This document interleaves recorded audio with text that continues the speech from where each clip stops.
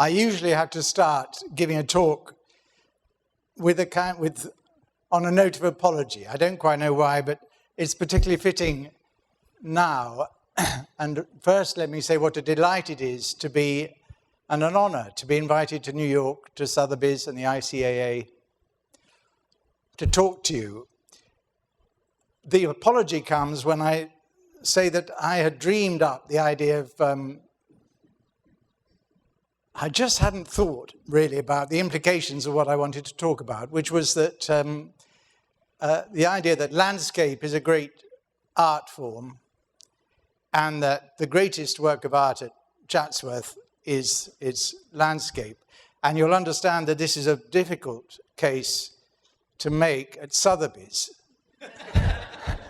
So the second, or was it the third rewrite of my talk, after seeing the exhibition, the stupendous exhibition downstairs, and left me feeling that really I'd better get on a quick flight home. However, we'll have a go. I'm going to give it a go. And I kick off. I gave it the title, Perfection is One Thing. This is, these are the words of the essayist William Hazlitt, who was a friend of Wordsworth and Coleridge, and the poets. And I will endeavor to, in my talk, finally bring us back to a consideration of this idea, perfection is one thing.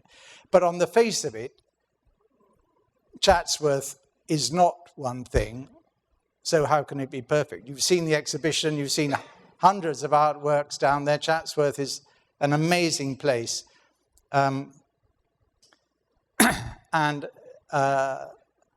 This is yet another barrier between me and endeavoring to persuade you of the truth of my argument. So we have Chatsworth as the house. The fourth Duke is the richest man in England, and he takes on Capability Brown. And I put his name up. I'm not going to dwell too much on the portraits, but you'll see that his work at Chatsworth comes to an end pretty much when the fourth Duke dies. He ties up and goes. So here's another problem. When you're trying to think about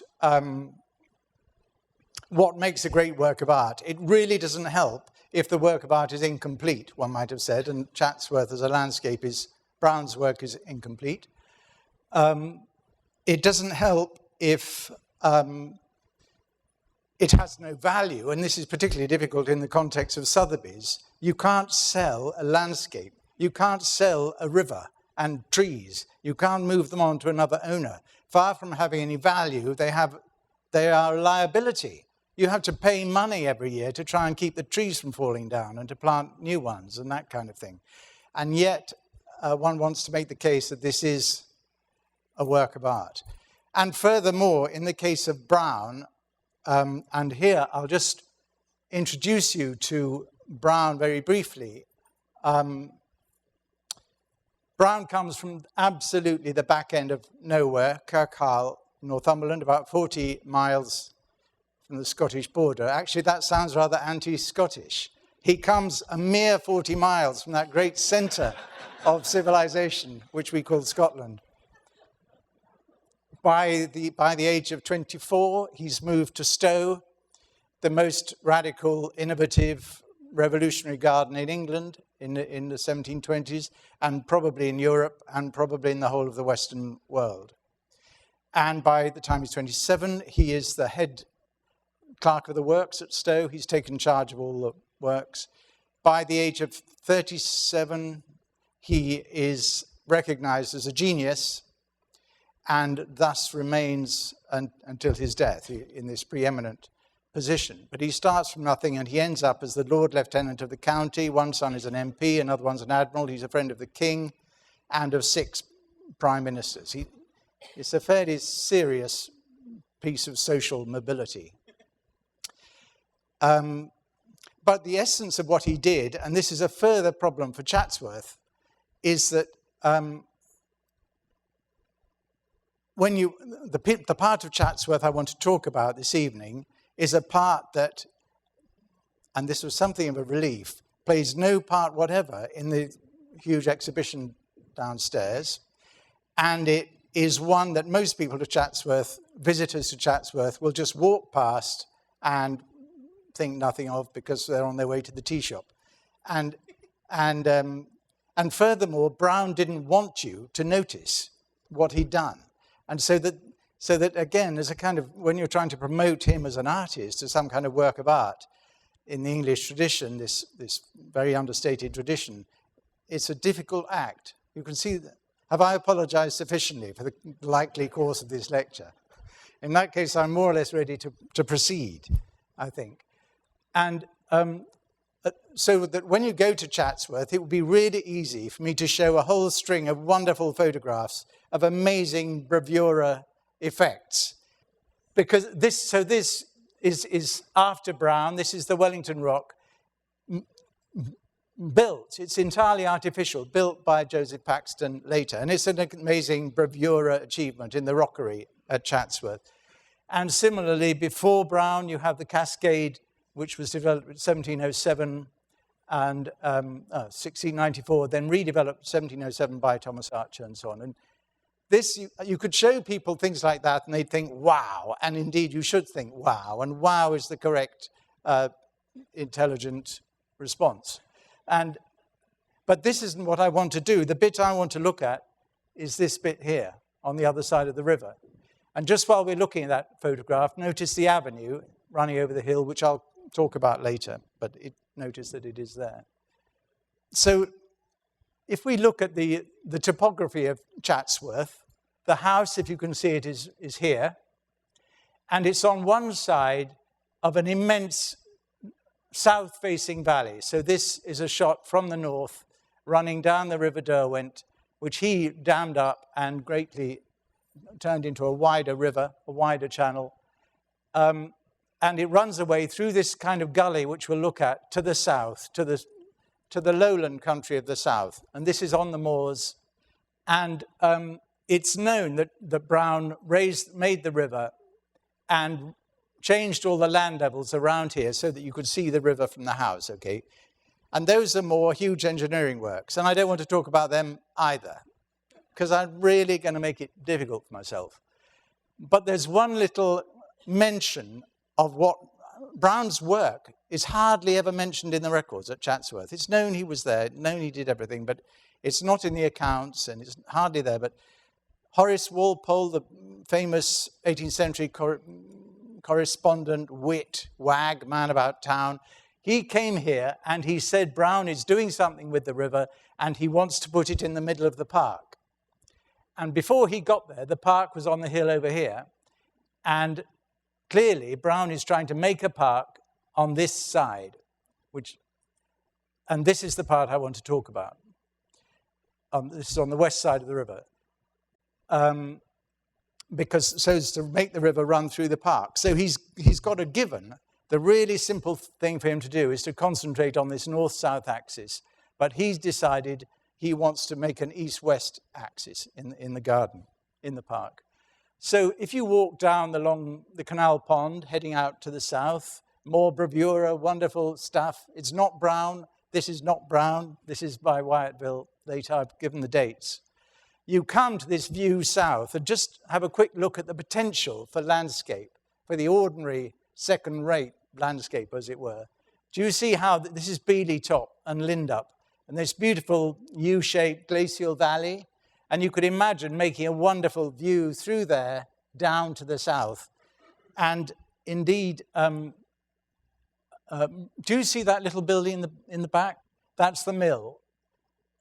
Just take it from me. There's a building there, and it's a mill.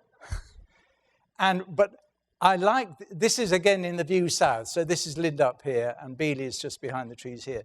And I really like this because it's yet another problem with talking about landscape, which I'll return to, that when you take photographs, this is a beautifully composed photograph. The photographer was out early in the morning. There's a light frost, which is just steaming off. There's a bonfire coming up, a little bit of smoke coming up at the background. And do you see how perfectly it's framed with the outer trees, and then the mill is just through a gap between the alder bushes on the river, so that you find this position. And this, again, it can persuade you that the photography can persuade you that you're looking at a great landscape. But frankly, I could send a photographer to my garden at the right time in the morning, and he'd take a few beautiful photographs of the thistles, and it would look like a terrific garden. Do you get what I mean? Photographs are hugely misleading, and landscape is something else. But it's so true that in a photograph and any image, you tend to want an object. You want something that you're aiming at in the picture. So the bit here again is the west bank of the river that I really want to talk about. And one way, now forgive me, people hate looking at maps. It's not going to take long. But one way to think about trying to work out if there is some art in the way the west bank was laid out is to try and deconstruct the landscape by seeing if it has an internal underlying geometry. And the most obvious kind of geometry, watch these red lines. The first one I put on is the line of the cascade, which runs down beside the house. And then this is me almost as if I was Capability Brown. It's 2 in the morning, I'm doodling with a ruler and a pencil, just trying to think things through, okay? And so I drew a second line 900 feet further north, which runs through Queen Mary's Bower, a Tudor remains of Mary, Queen of Scots, when she was attributed to her when she was in prison at Chatsworth. And then I put in a line between the two, 450 feet, and I got Payne's Bridge, which was put in by Brown. So you can start to see that someone is doing something, and then I twitch those through lines through 90 degrees, and I get Payne's Mill and the One Arch Bridge. So do you see that you can just play and you can start to see what the underlying construction of a landscape is? And what's fascinating about Chatsworth is that the whole of the house, and this thing here, which is the Great Stove by Paxton, 1870, this east side, all conforms to this matrix. And yet, amazingly, the matrix was created in 1680 with the first gardens. Brown respected it because he decides where the stables are going to go, Payne's stables, and the mill, and the bridge. And Paxton comes along another 100 years later, and he still respects it. And yet nobody writes about it. It's rather amazing kind of subconscious thing that has happened. But it doesn't really affect, this kind of geometry doesn't really affect this side of the river, except insofar as Payne's Bridge is angled at 45 degrees. That's this yellow line here through the bridge, 45 degrees to the red lines. But it's a minimal intervention. So that's one way of trying to look at landscape. It doesn't really apply to the West Bank, but you can see that it's quite an interesting way of trying to shed light and get to grips with how designers work on a landscape, that actually geometry has a part to play.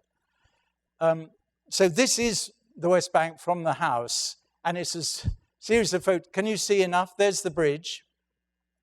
And this is actually a straight terrace, but you know how if you take a series of photos, it seems to sort of bend.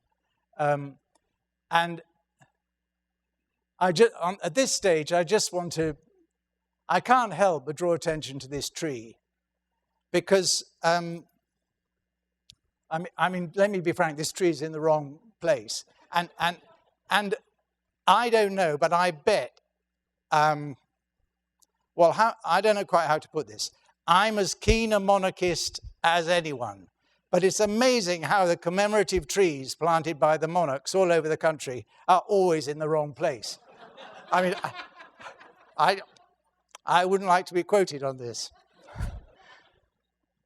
And the other thing, I'll come back to it, but look at this. This is just me looking in general at what we've got. It's a landscape like a kind of scroll. You're seeing a great panorama with the bridge at one end.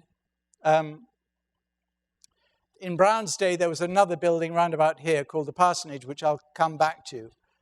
But it's to me, it's rather like a medieval scroll. You can take your eyes through it and see different scenes across the river. And from that point of view, this, which is Lindup and the New Peace plantation, do you see what a very hard, solid line that makes on the hill? And to my mind, it goes on for too long. This end was planted after Brown. This was Brown. But, and in fact, I'll go back a couple of pictures, because just to show you this map, this is the approach. Do you see this line here with trees? Those are those grey dots beside it. And this is a very Brownian thing called a sleeve planting. It's a bit like an avenue, but it's just loose groups of trees to break up the views across. And I've done that because I thought I would show you the effect of this panorama-like thing when you go to this another landscape, more or less contemporary with Chatsworth, where Brown works, called Burley, with the very helpful English spelling of Burley. And what happens here is that you have the house looks out on this panorama. In front of the house is a lake which looks like a river. Beyond the lake, there are a few trees, and beyond that, there's a drive. So the situation is very similar to Chatsworth. But what it enables you to do, and Burley's a really good example, is to see the house as if it's lots of different houses as you go along. So you get a second view with these Tudor turrets, and you just see the turrets. Do you see what I mean? And then you get a third view, and it's almost like a little town with a church. Indeed, Burley was described as looking like a town. So there's a way in which you can use this panorama effect to give you a whole series of views back, and it becomes quite sophisticated. Another way to think about landscape and works of art is to, well, do you know the William Morris, famous saying by William Morris, the socialist founder of arts and crafts movement 100 years after Brown, I'm going to get it wrong, have nothing in your house that you do not know to be useful and believe to be beautiful. Have I got it right? In the same way, that west bank of Chatsworth is about grass. And grass is hugely important for the 18th century economy. And this is the Carlton pasture, which is 1,000 acres of grassland on the Chatsworth estate. And it was later called the New Park. And it's 1,000 acres of grass just for mowing hay. Because I make the comparison sometimes out of complete ignorance, except, well, actually, no, not complete ignorance, born of my reading of Dallas. It's Dallas, isn't it? It was a television program which was very big in the UK and has taught me all I know about American life. And I know that if you live in Dallas, you need to have a house that looks out on your oil wells. And in the same way, you have a house that looks out on your grass, because that is the 18th century oil well. The grass fuels the horses. And just to show you, again, I'm flipping to some extent away from Chatsworth, because I don't want you to think I'm just making a big deal about one landscape, because the phenomena you see at Chatsworth, you see at other Brown landscapes. And this is Milton Abbey, which is absolutely fantastic.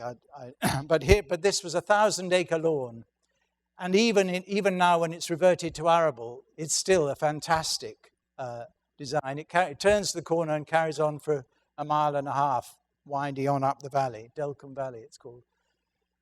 And here, I knew grass was important, but when I started working on ground, I came across this extremely lackluster sketch by Samuel Hieronymus Grimm, a Swiss sketcher, who was commissioned by PRK, the Dean of Lincoln, to travel around England sketching things he thought were pretty weird and unusual and so on.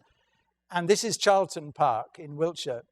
And if you look carefully, can you see these little lumps? These are haycocks. All the way around under the trees is making hay. And I think his foreground is showing the grass unmown before it's mown. And so to me, it was a lovely proof about hay. And then in the same way, Jonathan Spires was Brown's surveyor. And Fisherwick was regarded as Brown's masterpiece for Lord Donegal. And unfortunately, the house was taken down only a couple of years after Brown died. And it's now a sewage works, which I always have to introduce with some measure of embarrassment. But the thing that's interesting here is that Spires could have done a picture of the wonderful view, the composition and so on of the place, but he actually does a picture of haymaking in the park, because that's the function of the park. The park has a function. We think of parks, if you just talk about parks, they're just people who are very, very rich and they choose to turn thousands of acres into grass, you know, just because they're so rich. I say it's rather like saying that rich people must buy Rolls Royces and park them upside down all along the drive just to show how rich they are. That's not how you get rich, to be frank. You get rich by doing things that make you money and make sense. And here's another similar one with the haymaking. Even in summer, they're cutting the grass. And why are they cutting the grass? They're cutting it to feed the stables. And Chatsworth has a huge new stables go up in Brownsday. And the point about stables, I don't want to get too distracted on the stable subject, but the fact of the matter is, if you want to go out for a ride, there's no point sending your groom out to a 300-acre park with a carrot, hoping a horse is going to drift your way sooner or later. You keep the horses in the stables. The horses only get out, if they're lucky, into a little paddock for May or something, when the family's not there. The horses are kept in the stables, which means they have to be fed with cut grass every morning, all through the year. So stables become an immense consumer of grass. And horse numbers go up fourfold or something in Brown's career on these estates. The reason being, first, fox hunting, which can use 5 horses per rider per day, and they might fox hunt 6 days a week. And second, because the turnpike roads were being introduced in England, which suddenly meant transport was vastly much easier, and people simply travelled much, much more. Before the introduction of turnpike roads in the 7 Years' War with France, it was reckoned that England would be perfectly safe from invasion because the French could never get up our roads. That was the situation. So I now want to return briefly to this map thing and start thinking about this West Bank and how something that appears so few random trees scattered about and so vague actually has quite a lot of thinking has gone into it. And I'm briefly returning to this map in order to introduce to you the idea of point blank, which is a useful term and very useful for thinking about brown landscape. And if you stand in the middle of the front door of a classical house, which will tend to have a front door in the middle, and you look straight out at a right angle, that's point blank. And nowadays we mean point blank means sort of point blank range, meaning that the gun is very close to the temple of the guy in the again, that's Raymond Chandler. I'm sorry, my other big influence on education in. And if you look at point blank, these red lines. I am going to get off geometry, I promise, but the red lines are what you might call metrical geometry, because you measure 450 foot and you draw another line. You measure 450 foot. These yellow lines are what's called projective geometry, and they're based on having a theodolite, and Brown designs with the theodolite, which measures angles. And if you take the 45 degrees of the Payne's Bridge, run it back to point blank, which is this yellow line here, and then turn it through 90 degrees, so you've got another 45-degree angle, you get the parsonage, which is this old house. And so you're suddenly seeing something, there's a design there, which is completely different from the Payne's Mill photograph, because the buildings are on the edge of the design. And if I send a photographer out, he will keep taking a photograph of Payne's Bridge, no matter how many photographers you take out. They won't get that these are the framing devices for something that's going on in the middle. With that, now that's a rather better picture, because I want to persuade you that this chunk, I was trying to, on the last picture, another thought. If you're, well, perhaps this is the moment to say it, but Gilly and I, my wife Gilly, who's in the audience, we run tours occasionally to England because there's nothing beats actually going to the place if you want to understand about landscape. Nothing comes close. I mean, but I'm doing my best now. However, if you want to go, there's something to be said for going in the winter because you can see the structure of what you're looking at.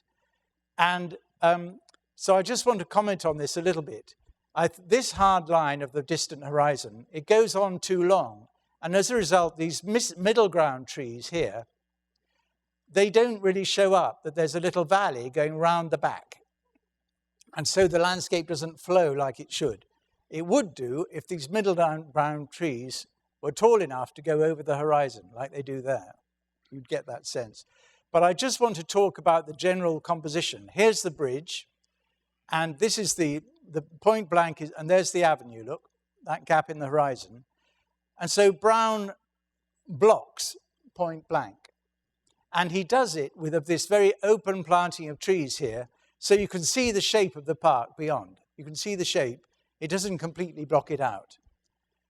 And on this side, just in front of the trees, round about where the green dot is, that's where the parsonage was, which was removed in 1790 or so, 20 years or 15 years after Brown died. So if I just take you on, this is Stowe, the remarkable first really big place that he worked on. And here you can see, this was actually put up in 1760, but you can see how an earlier design, the eye would have been led to point blank. Do you see what I mean? To this distant hill.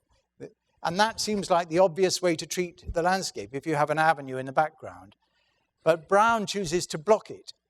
And the reason why he does is, if I look at a few other places, again, this is Swinnerton in Staffordshire. This is a view straight out. And there's this clump at point blank with Stafford Castle on one side and the Wrekin, another great hill, monument, on the other side.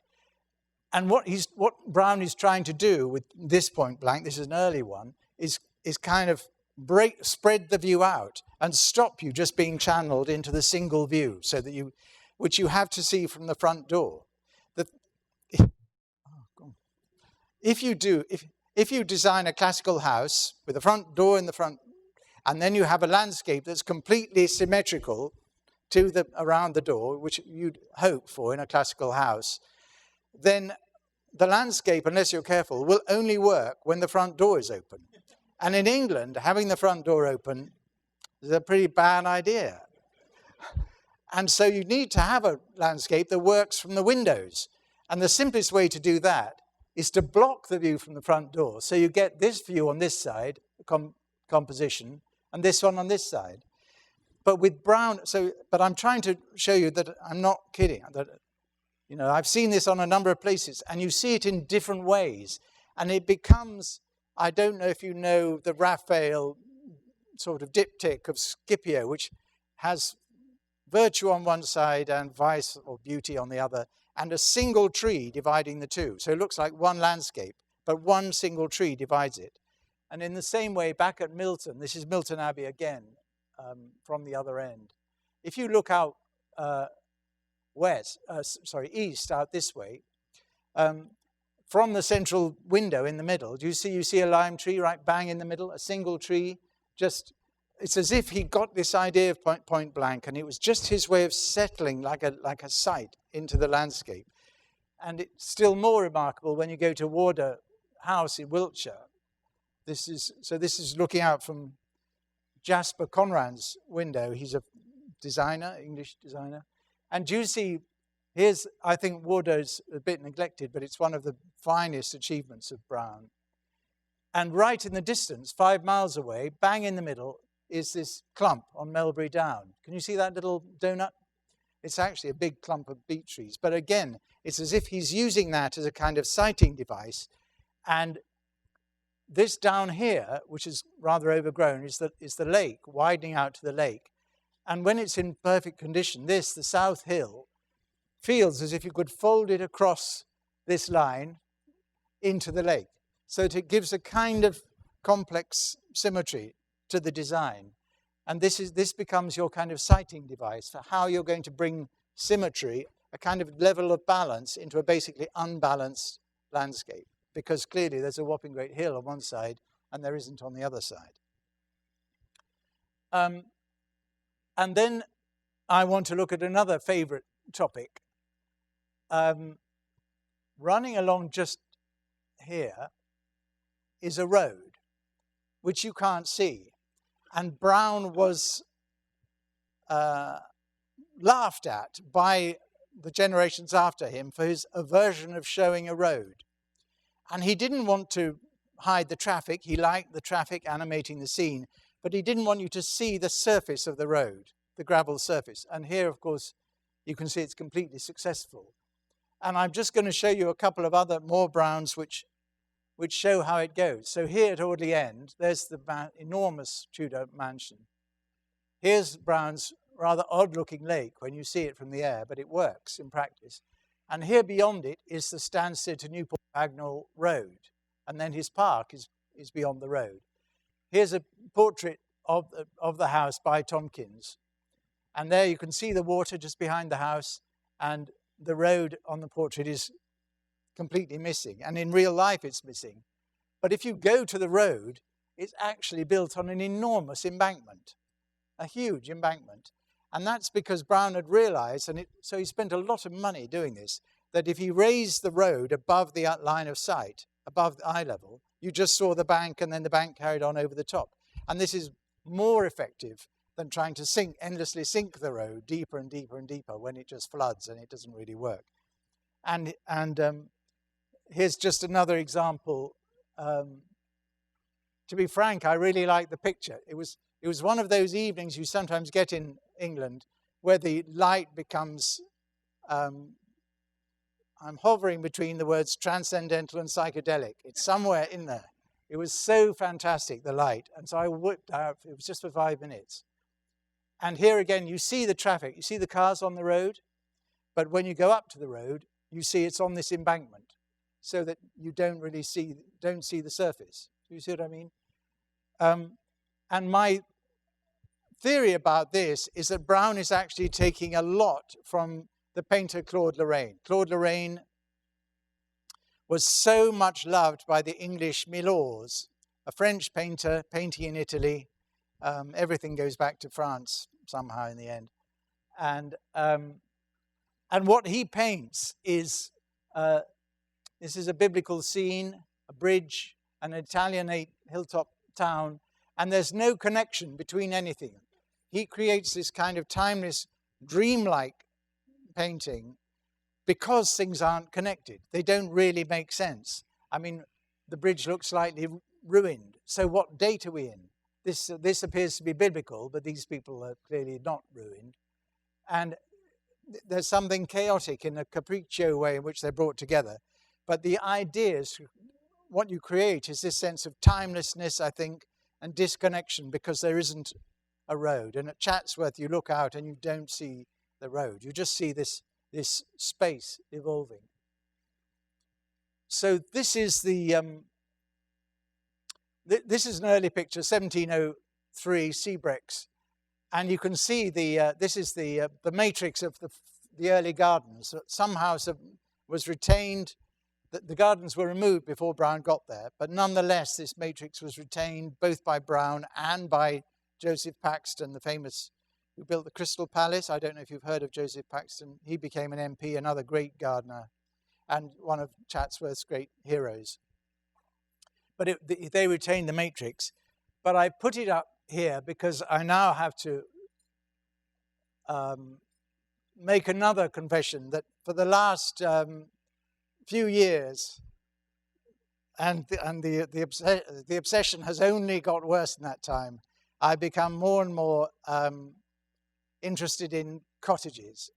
And so we're going to have to see how they're going to be vital to my case, the case I'm making for art. So Seabreaks shows in this corner some cottages. Here's a blow up. You can see quite nice cottages, stone, very simple, gabled. And I think that's the old parsonage. And you might think, well, and Brown saved it. Brown left it there. And you might think again, oh, this is just some weird anomaly. But no, it comes up again and again. So here's Broadlands, where he saves Sparsholt Manor. This planting of trees, that's Romsey Abbey in the background. This is in Hampshire, beautiful park. And he saves the cottage. And here back to Milton Abbey again. Milton Abbey, Lord Milton, Joseph Damer, he'd made a packet in banking in Ireland, familiar story, the banking anyway, and making a packet. And he hated, and he bought this estate with a town, with 9 pubs and 2 churches and dozens of people, and a big school. And the boys from the school used to hop over the wall and scrump his apples. So he said, I've had enough of that. I'm getting rid of the town. And he got rid of the town. As you do. I mean, be reasonable. But in the middle of his pleasure ground, despite doing it, he saves a cottage, Green Lane Cottage. Right bang in the middle of his pleasure ground, opposite the house, with 200 yards from the house, something. And yet the cottages were dreadful places to be at the time. Gainsborough, he paints these fancy paintings of destroyed thatch and dilapidated plaster and 13 children tumbling out of the bare earth floor where they have one mattress to sleep on, and it's all pretty dreadful. He's not alone. Samuel Palmer also draws the cottages. And even Ensor is the estate village at Chatsworth, and again, conveniently for English speakers, spelled Edensor, Ensor, obviously. And that even Ensor was described as filthy children in dilapidated cottages or something in 1830. And this was in the middle of the estate. Cottages were dreadful places to be. And there were several attempts to try and rethink the cottage. And this is the most famous, Blaise Hamlet, Bristol. And this is very much influenced by, largely drawn by the son of this great designer, Humphrey Repton. This is 1810, roughly. And this you might be reminded of the Petit Hameau at Versailles, for instance. But the difference here is that this isn't for Marie Antoinette to go and play at being a shepherdess. These were genuine cottages for workers on the estate. And they are marvellous buildings. They're fabulous. Jeu d'esprit. They were largely drawn by George Stanley Repton when he was 24 or so. And there's got a young man being allowed to go wild, I think. There's the circular cottage, but a particular favourite of mine. So that was one way to go. But there was a big move against that. A lot got written about cottages and what to do with them. And they were divided into 2 kinds. The natural cottage, which was, I can quote here, a provision against real wants, making use of those materials which the spot whereon it is to be situated produces, and often of the cheapest kind, rude and unadorned. And those were natural cottages, and those are the ones that people really thought were cool, okay? And alternatively, there's this kind, the affected cottage, a studied luxury for the supply of no real want at all. The return to East India man may be deemed absolutely necessary as having brought a principal part of the required materials. In other words, a completely different attitude. So there was a move that going back to the 1770s anyway, with Nathaniel Kent, a famous land agent, that the vernacular cottage, which we so love today, but using the local materials, it all sounds very much on cue with climate change and all that, that this was a better way to go than these kind of over-the-top baubles. Although these are fabulous buildings and were very much visited and influential from the moment they were built. They're lovely. So going briefly back to Chatsworth, there is a natural cottage, and this is one. It's still in the park. So it's another example of a cottage being left in the middle of the park. These ordinary cottages, no barge boarding, not tarted up with kind of lattice windows and little fancy bits and pieces. It's just a cottage. And let me be frank at this point, I don't really know why Brown does this, but he emphatically does do it. But there's some things you can say about that, and that's what I'm coming on to next. So I want to just revert quickly to Brown and how Brown himself deals with the cottage. And remember, I'm still aiming to get back to that business about perfection is one thing and why Chatsworth is a masterpiece. So just hang on to that thought. Stay with me.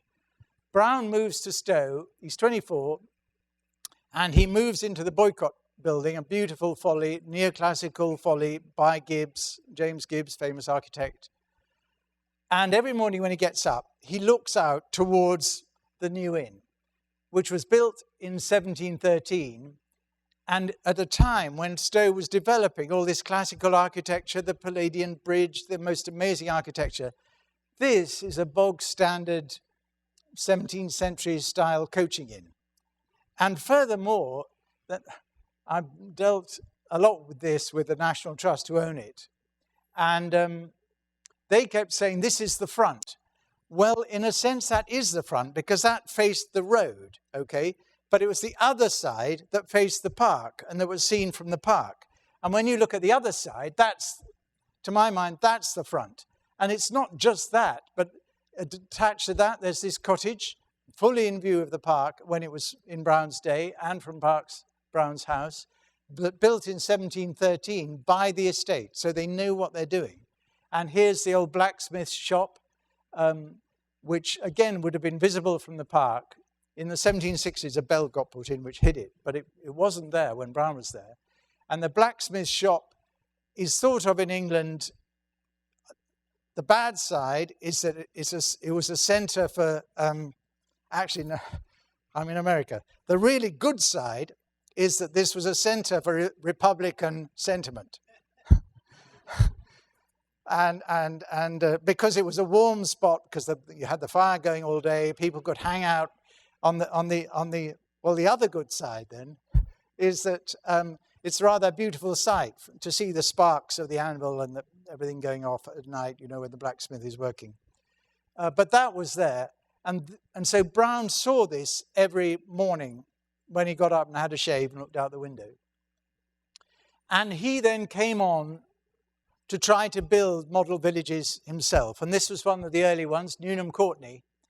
And strikingly, Newnham Courtney, which has the most influential flower garden ever made in England by William Mason. It's now run by the Centre for World Peace, I think.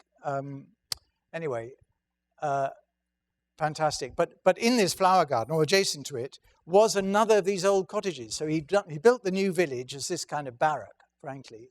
It's not great. It's on the Reading Road. But in the pleasure ground was the little house of Babs Wyatt. And all the visitors to Lord Harcourt used to go and see Babs Wyatt for a cup of tea. And from her window, she could see the dreaming spires of Oxford 4 miles away. And she'd never been there. She'd never been off the estate. This was cottage life. And so she was a great character. So he starts building things like this. And at Milton Abbey, again, Milton Abbas, when Lord Milton, Joseph Damer, brings down the town, he builds a model village. And the houses are designed by Sir William Chambers, but Brown designs the village. And here is the village still today. And it's very beautiful. I say it's very beautiful, but all the houses are the same. And it looks a bit like a council estate, social housing, what do you call it? A housing project. A housing project. Do you call him that? With thatch. A housing project with thatch.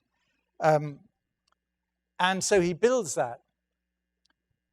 And now I come to kind of realizing what it's all about. This is Belvoir Castle. And I happened to be working there at the same time as I was working at Milton. And when you look out from the terrace at Belvoir Castle, you see Woolsthorpe Village. And I wouldn't really have thought anything about it. Belvoir Castle is right on top of a hill. You could hardly avoid seeing Woolsthorpe village if you wanted to. But I became aware that this wood at the back, this was planted by Brown. So he planted a wood to keep the village inside his park, okay, to keep a whole village inside his park. And if you go into the village, again, these are just ordinary houses. They may look very quaint to you, but to us, these are just village houses. There's no barge boarding, you know, the fancy wooden kind of bits that come down the edge of the gable. There's no lattice windows, hanging baskets. Well, probably hanging baskets. They came later. But do you see what I mean? It's just, to us, a very ordinary village, which he puts into his landscape. And here was the absolute clincher, because at Milton Abbey, I've said he saves one cottage inside the pleasure ground. He builds a model village.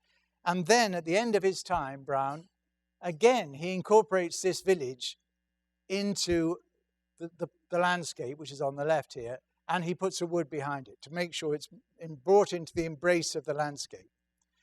And because I'd seen that Milton, it's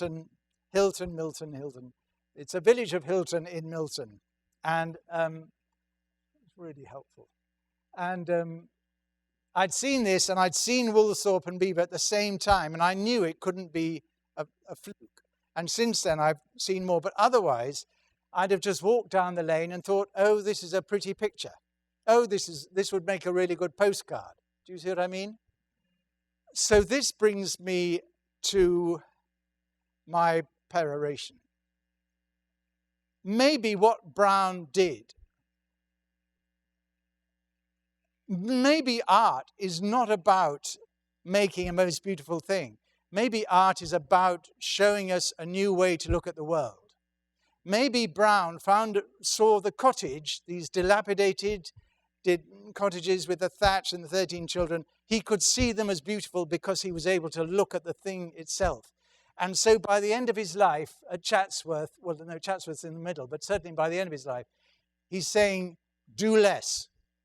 You don't need to tart up the village. The village is perfect in itself. And we in England and you in America, you come to England, you see our villages, and you see them as perfectly beautiful. It's because you have had hardwired into your imagination the idea of the village that he saw first. And I want to